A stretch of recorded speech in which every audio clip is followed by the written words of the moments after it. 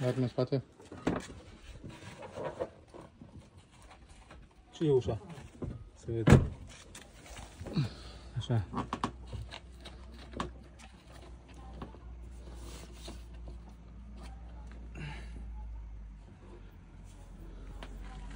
Aici e și un pic mare distanță. Păi așa nu se mai pup pe ele. De seama. Și nici la noi nu au fost perfecte. Nu, de aia este. Dublare 10. Asta, nu, asta îmi trebuie. Este aici lungă 10. Uite mă. Pe aia este între 30. Câte să o strângă, mă.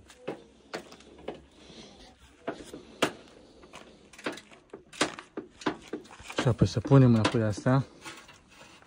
Trebuie să punem farul, după aceea să... Și fac live? Trebuie acolo să vezi live. Nu se mai pupă astea. O mai este. Asta da.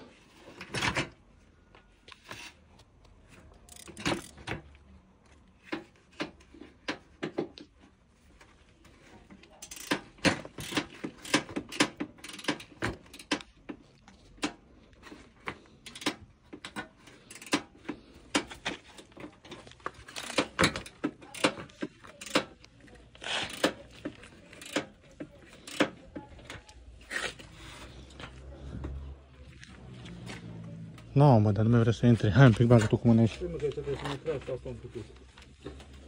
Cumva. Să sunt pe el. Stai să deschid ușa să nu pot pe înăuntru. Nu pot. Trebuie să-l strâng, să pot să mă strâng. Așa. Să vedem ușa asta.